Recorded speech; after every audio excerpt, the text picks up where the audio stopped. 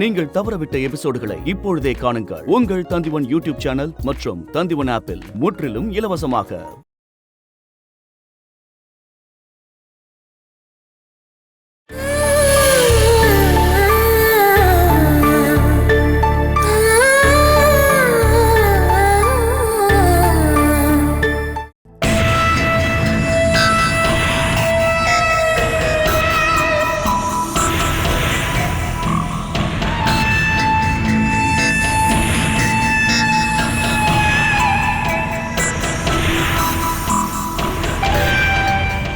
நேத்து வேலைக்கு சேர்ந்த பொண்ணு உங்க சீட்லயே வந்து உட்கார்ந்துட்டாளே மேடம்.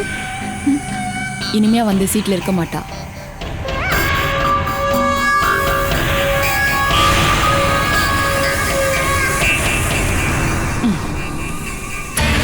இல்ல உனக்கு ஏதாவது சந்தேகம் இருந்தா நீ கேட்டு தெரிஞ்சுக்கலாம், சரியா? அது அக்காவுக்கு சாரி மேடம், நீங்க பிஸியா இருப்பீங்கல்ல. அட போமா, என்ன மேடம்னு? இந்த கம்பெனில ஹை போஸ்ட்ல இருக்க அகிலா என்ன மேடம் கூப்பிட்டா எனக்கு சங்கடமா இருக்கு தெரியுமா? மேடம் என்னை விட பெரிய போஸ்டிங்ல தானே இருக்கீங்க, சூப்பர்வைசர். அதெல்லாம் சும்மாதாம்மா. நம்ம 2 பேருக்கு இடையில போஸ்டிங்ன்ற பேர்ல இந்த மாதிரி எதுவுமே பேச வேண்டாம். இந்த ஆர்டர் லிஸ்ட்டை பேக்கிங் செக்ஷன்ல கொண்டு போய் கொடுத்துட்டு வந்துடுறியா? மேடம் இப்போ அங்கிருந்து தானே வந்தீங்க? நான் மறந்துட்டேன். இங்க பாரு, இதுக்கப்புறம் மேடம் கூப்பிட்டா நான் டென்ஷன் ஆயிடுவேன். கூப்பிட்டு எனக்கு பழக்கம் ஆயிடுச்சு. அந்த பழக்கம்லாம் வேண்டாம். இதை கொண்டு போய் கொடுத்துட்டு ஸ்டாக் லிஸ்ட் அப்படியே வாங்கிட்டு வரியா?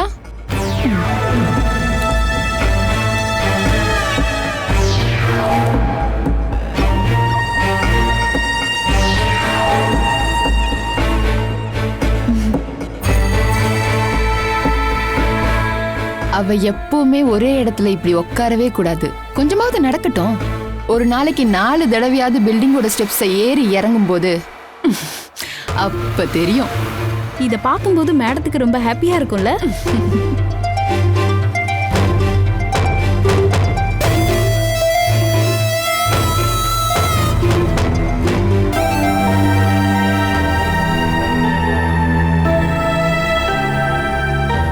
Good morning madam. Good morning. ஆமா, என்ன 2 பேரும் ஒண்ணா வந்திருக்கீங்க? அதுக்கு ஒரு காரணம் இருக்கு. சேகரன் மாமா வந்திருக்காரா? கேபின்ல இருக்காரு. வாங்க.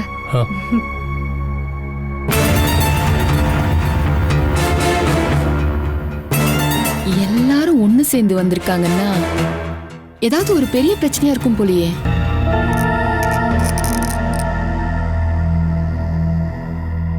சூரஜ் இன்னைக்கு லீவா? இல்ல, கொஞ்சம் லேட்டாவும் சொல்லிட்டு பர்மிஷன் போட்டு வந்திருக்கேன். இந்த ஏரியா டிஎஸ்பி ராமதாஸ் எங்க கிளப்போட மெம்பரு. ஒரு வார்த்தை சொன்னா போதும் போலீஸ்காரனை விட்டு அவனை தூக்கிட்டு போயிடுவாங்க. அப்புறம் அவன் மேல ஏதாவது ஒரு கேஸ போட்டு அவனை நிரந்தரமா உள்ள தள்ளிடுவாங்க. அகிலா என்ன முடிவுல இருக்காங்க நம்ம தெரிஞ்சுக்கணும்ல. நாம கம்ப்ளைண்ட் கொடுத்து அவங்க புருஷனை உள்ளத்துக்கு போட்டுட்டோம்னா அவங்க நிம்மதி இல்லாம இருப்பாங்க. நாம சமாதானம் பண்ணிட்டு இருக்கணும். நான் என்ன சொல்றேன்னா, நீங்க இங்க சமாதானமா நிம்மதியா வாழ்க்கை நடத்தணுன்றதுக்காக தான். கொஞ்ச நாளைக்கு அவன் உள்ள இருந்தாதான் திரும்பி வரும்போது நல்லவனா வருவான். அந்த ஆள் ஆக்சிடென்ட் ஆன கோவத்துல தான் அப்படி பேசுறாரு. இப்ப அந்த ஆள் எந்திரிச்சு நடக்க ஆரம்பிச்சதும் இப்படி டார்ச்சர் பண்றாரு. நாம அகிலா கிட்ட பேசி பார்க்கலாம். அவங்க சைட்ல இருந்து ஏதாவது பாசிட்டிவா பதில் வந்தா நாம கண்டினியூ பண்ணலாம். ஜமிலி, நீ முதல்ல அந்த பொண்ணை கூட்டிட்டு வா. சூரஜ் சொன்ன மாதிரி அவளோட அபிப்பிராயம் என்னன்னு தெரிஞ்சுக்கலாம்.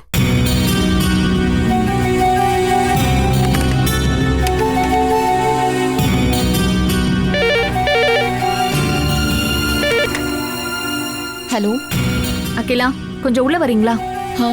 சாரி மேடம், நான் சுனிதா பேசுறேன். அகிலா எங்க போயிருக்காங்க? பேக்கிங் செக்ஷன் வரைக்கும் போறதா சொல்லிட்டு போனாங்க. போய் ரொம்ப நேரம் ஆச்சு. இங்க உட்காந்து வேலை செஞ்சுட்டே இருக்காங்கல்ல, போர் அடிச்சிருக்கோம். சுனிதா, அகிலாவை சீக்கிரமா என்னோட கேபினுக்கு வர சொல்லுங்க. சொல்றேன் மேடம்.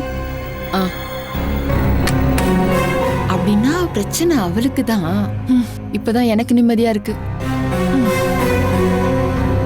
அகிலா இப்ப வந்துருவாங்க. ஒரு கர்ப்பிணிக்கு தேவையான உடல் சம்பந்தப்பட்ட பாதுகாப்பும் சட்டப்படியான பாதுகாப்பும் கொடுக்க வேண்டியது அது நம்மளோட கடமை தானேமா. சொல்ல போனா அகிலா நம்மளோட ஸ்டாஃப் தானே. மனசளவுல பிரச்சனையா இருக்கிறதால தான் இதுக்குள்ள வரவே முடிவு பண்ண. நாம அவங்க 2 பேரையும் ஒரு டாக்டர் கிட்ட கூட்டிட்டு போனா என்ன? அவங்களோட அட்வைஸும் ட்ரீட்மெண்ட்டும் இந்த விஷயத்துல யூஸ்ஃபுல்லா இருக்கும் தான் நான் நினைக்கிறேன். அந்த ஸ்டேஜ் எல்லாம் முடிஞ்சு போச்சுன்னு தான் எனக்கு தோணுது. அகிலாவுக்கு யாராவது இருக்காங்களா தேடி பார்க்கணும். அவங்கள கூட்டிட்டு வந்து கூடவே அனுப்பி வைக்கணும். அதுக்கப்புறமா பெட்டிஷனை ஸ்டேஷனுக்கு கொடுக்கலாம். டிவோர்ஸ் பெட்டிஷனை கொடுக்கலாம்.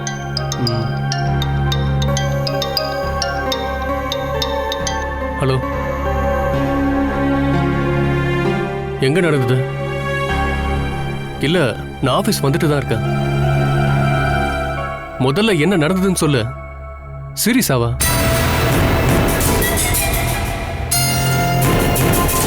ஒரு எமர்ஜென்சி, நான் உடனே போய் ஆகணும். அப்பனா அகிலாவோட பிரச்சனை? அதை விட ரொம்ப பெருசு இது.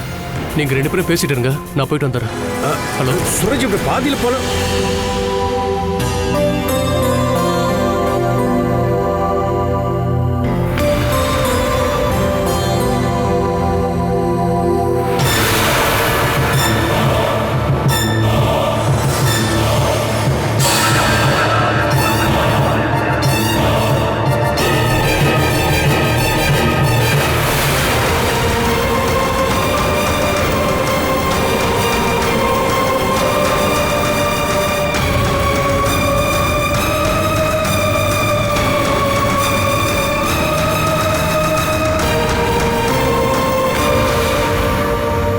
ஏதாவது ஆயிடுச்சா என்ன? எந்த ஹாஸ்பிட்டல்ல சேர்த்திருக்காங்கன்னு கொஞ்சம் கேட்டு சொல்லு. நான் கொஞ்ச நேரத்தில் வந்துடுறேன்.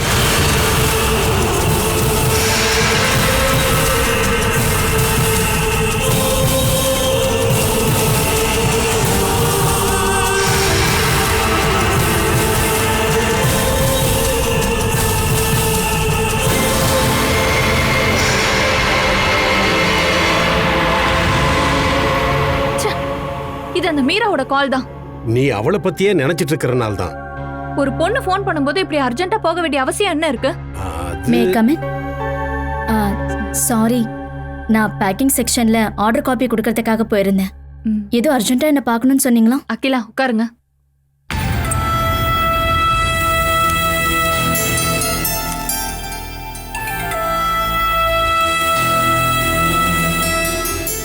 உங்களை பத்தி பேசுறதுக்காக தான் இங்க வர சொன்னோம். இங்க வேலை பார்க்கறவங்கலாம் எங்களுக்கு எங்க குடும்பத்துல ஒருத்தர் மாதிரி தான்.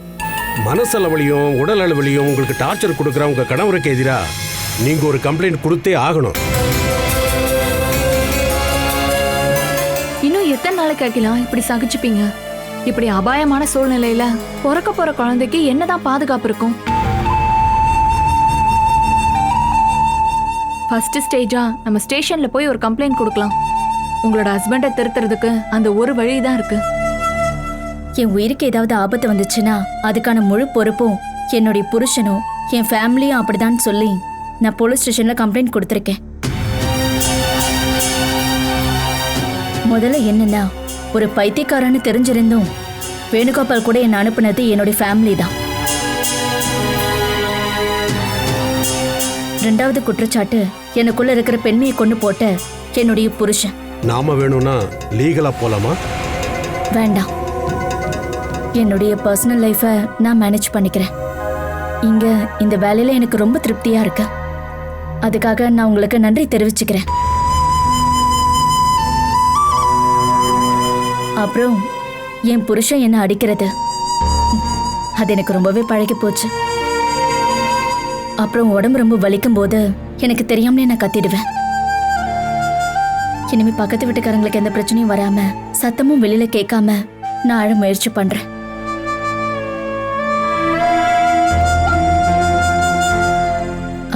நான் கிளம்பட்டுமா?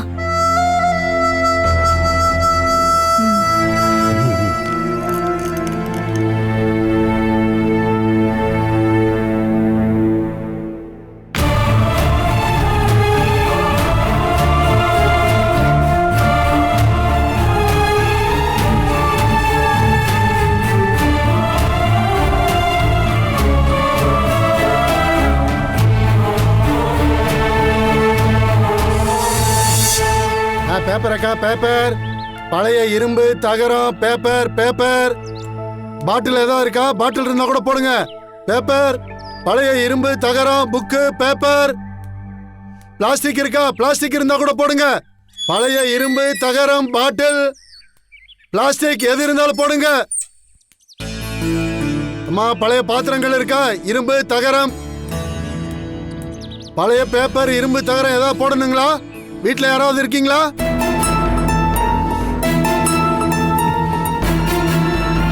பழைய இரும்பு, தகரம், புக்கு, பேப்பர், பிளாஸ்டிக், பாட்டில். பாட்டில் பேப்பர் ஏதாவது இருக்கா சார்? வீட்டுல யாரா இருக்கீங்களா? பழைய பேப்பர் பாத்திரங்கள் ஏதாவது இருக்கா கொடுக்கறதுக்கு?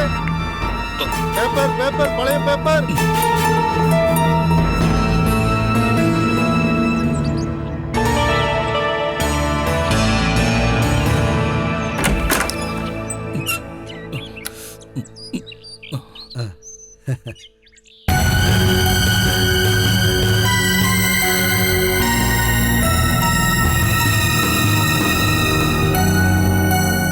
பழைய பேப்பர் பாட்டில் பாத்திரங்கள் ஏதாவது இருக்கா சார்? நீ பழசு மட்டும்தான் எடுப்பியா? எது கொடுத்தாலும் எடுத்துக்குவேன் சார். நிறைய காசு வேணும். புதுசா இருந்தாலும் என்ன விலைக்கு போகுமோ அதான் எடுக்க முடியும். சரி, ஏதாவது ஒண்ணு கொடு, உள்ளவா.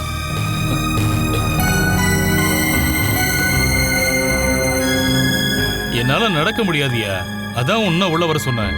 உனக்கு தேவையானதை பார்த்து எடுத்துக்கோ, வா. யோ, உள்ள வாயா.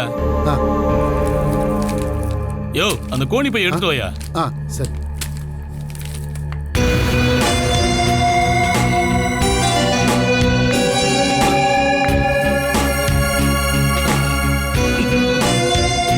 இங்க உனக்கு தேவையானது ஏதாவது இருக்கா பாரு. யோ, இத பாரு. இதெல்லாம் விலைக்கு போகாது சார். கொடுக்கறது குடியா. நல்லா இருக்கா? நல்லா தான் இருக்கு. ஆனா நான் வாங்குறது இல்ல சார். யோ, நல்ல விலைக்கு போவியா? நீ ஒரு 1000 ரூபாய் கொடுத்துட்டு இதை எடுத்துட்டு போ. சார், யோ, அப்படின்னா ஒரு 500 ரூபாய் கொடுத்துட்டு எடுத்துட்டு போ. வேண்டாம் சார், எனக்கு ஏதோ பழைய இரும்போ பேப்பரோ பிளாஸ்டிக்கோ பக்கெட்டோ ஏதா இருந்தா கொடுங்க சார், அதான் வாங்குவேன். அப்படின்னா கிச்சனுக்கு போய் தேவையானதெல்லாம் எடுத்துக்க போ.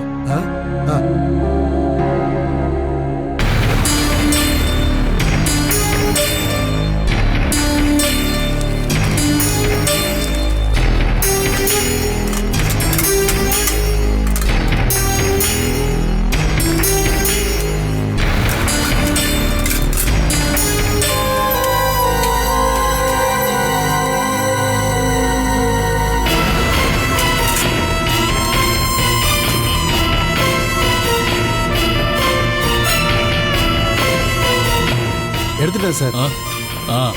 அப்படின்னா காசு கொடு.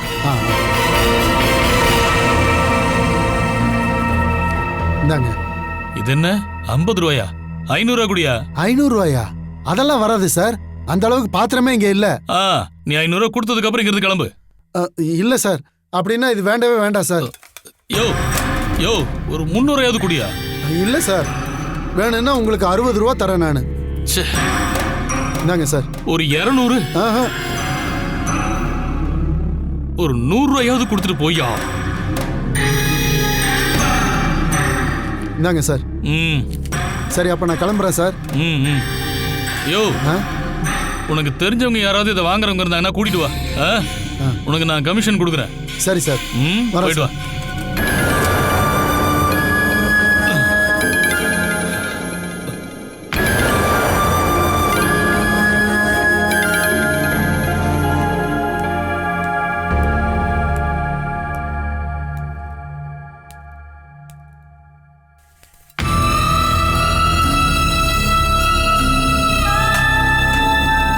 நீங்க யாரு? எதுக்கு உள்ள வந்தீங்க? ஏதாவது பழைய பாத்திரங்கள் இருக்கான்னு கேக்குறதுக்காக உள்ள வந்தமா. உங்ககிட்ட யார் சொன்னது இங்க பழைய பாத்திரம்லாம் இருக்குன்னு? யாரும் சொல்லல, நானா வந்து கேட்டு பார்த்தேன். ஒண்ணு இல்லைன்னு ஐயா சொல்லிட்டாரு. நில்லுங்க, அந்த மூட்டை ஓபன் பண்ணுங்க. ஓபன் பண்ணுங்க. கொடுங்க.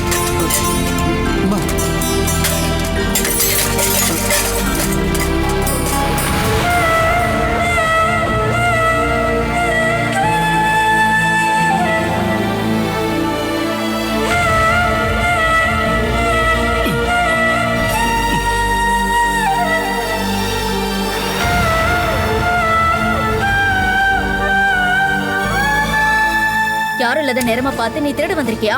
உள்ள வேற என்ன எடுத்த சொல்லு. நான் எதுவும் எடுக்கலம்மா, இது மட்டும்தான். அதுவும் நானா எடுக்கல, ஐயா தான் கொடுத்தாரு.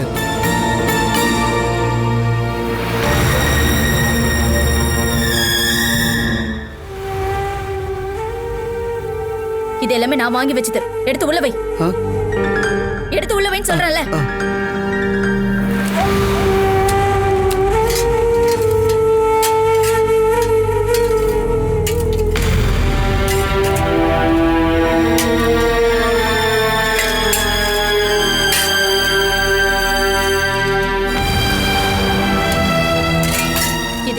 இங்க பார்க்கவே கூடாது. அம்மா என்கிட்ட இருந்து அவர் 100 ரூபா வாங்கியிருக்காருமா.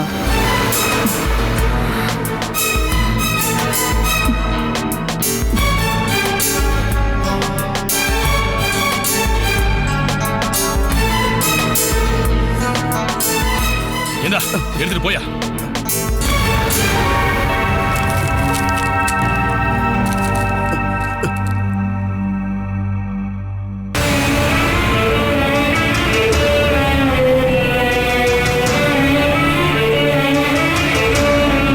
இல்லைங்க, உங்களால நிம்மதியா வாழவே முடியாதா?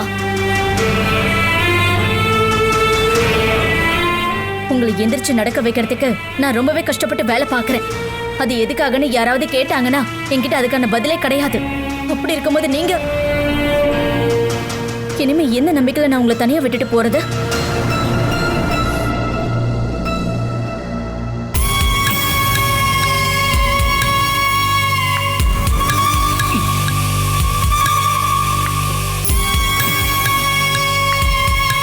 இங்க இருக்கிற பர்னிச்சர்களும் டோர் அப்புறம் விலை மதிப்பில்லாத பொருட்கள் எதுக்கு?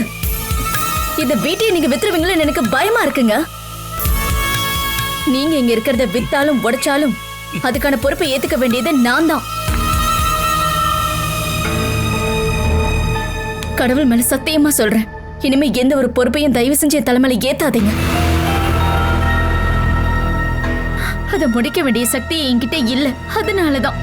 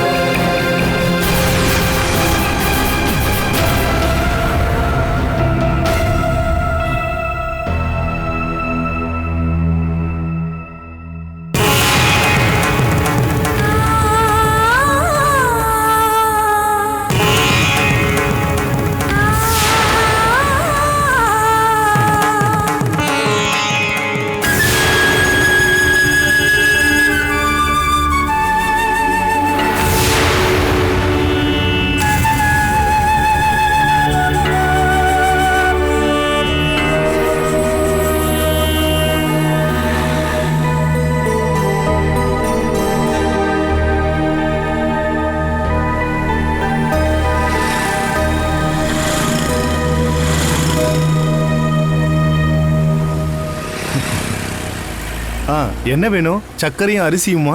அது எப்படி உங்களுக்கு தெரிஞ்சது? இந்த பக்கம் போய் 1/2 மணி நேரம் ஆச்சுல்ல. வீட்டுக்கு போய் டீ போட பார்த்தப்போ ஒன்று சர்க்கரை இல்லாம இருந்திருக்கும், இல்லைன்னா சமைக்கும் போது அரிசி இல்லாம இருந்திருக்கும். எனக்கு 1/4 கிலோ சர்க்கரை கொடுங்க. சாயங்காலத்துக்கு அப்புறம் அந்த வீட்டை விட்டு வெளியே வராம இருங்க. நீங்க எப்பவுமே சொல்லிக்கிட்டே இருப்பீங்களே, நாங்க குடியிருக்கிற வீட்டுல ஏதோ பிரச்சனை இருக்குன்னு. என்ன பிரச்சனை அது? அதை இத்தனை நாளா யாரும் உங்ககிட்ட சொல்லலையா? பல பேர் பாதி மட்டும்தான் சொல்லிருக்காங்க. அந்த வீட்ல என்னதான் பிரச்சனை? நான் தான் சொன்னேனே, நீங்க யாருக்கிட்டையும் சொல்லக்கூடாது. ரொம்ப முக்கியமா அந்த ராகவன் கிட்ட. 2 பேர் அந்த வீட்ல சூசைட் பண்ணிக்கிட்டாங்க. சத்தியமா, ஒரு புருஷனும் பொண்டாட்டியும். அந்த பொண்ணு நர்ஸா இருந்தா. அவ யார் கூடயே கள்ள தொடர்பு வச்சிருக்கா அப்படின்னு சொல்லிட்டு இருந்த அவங்க புருஷன் அவளை கொன்னு தூக்குல போட்டான். அப்புறம் அதே வீட்ல அவனும் சூசைட் பண்ணிக்கிட்டான். கீழே இருக்க வீட்ல ஒரு ரூம்ல 2 பேரோட சடலமும் தொங்கிட்டு இருந்தது.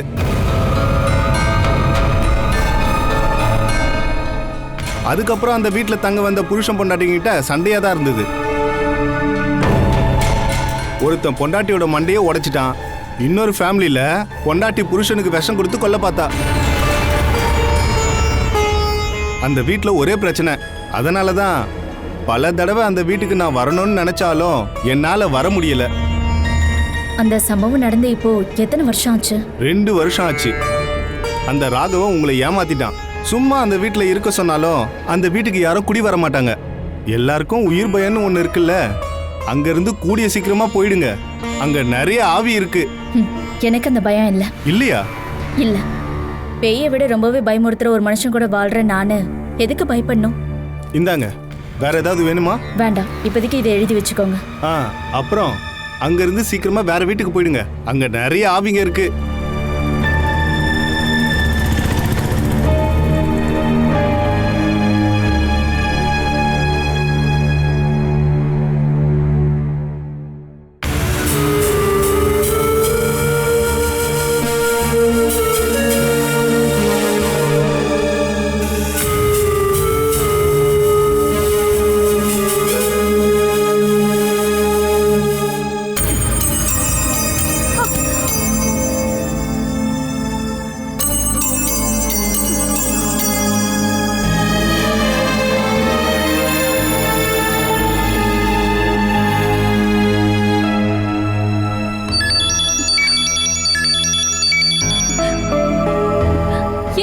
சூரஜ், நான் எவ்வளவு நேரம் தான் கால் பண்றது? போன் அட்டென்ட் பண்ண வேண்டியதானே?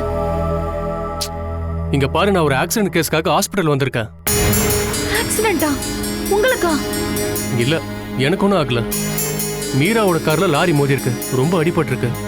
நான் இப்போ கேஷுவாலிட்டி முன்னாடி நின்று பேசிட்டு இருக்கேன். நீங்க ஒன்னா போகும்போது ஆக்சிடென்ட் ஆயிடுச்சா? இங்க பாரு, ஆக்சிடென்ட் ஆனதுக்கு அப்புறம் தான் நான் ஹாஸ்பிட்டலுக்கே வந்திருக்கேன். வரதுக்கு லேட் ஆகும்.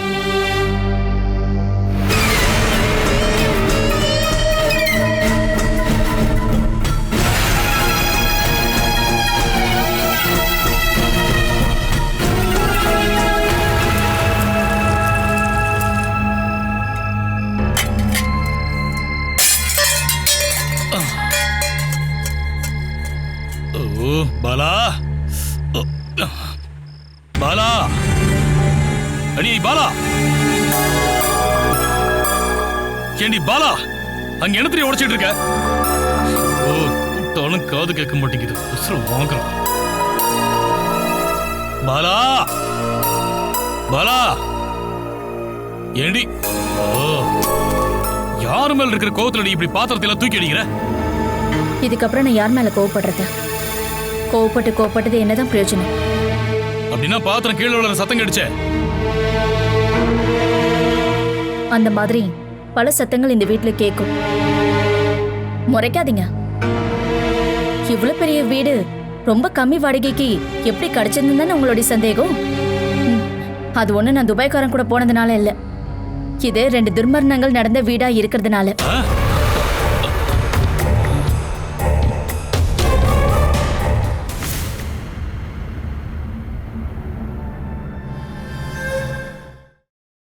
Catch us on TV, Thandivan app, thandivan.com and YouTube.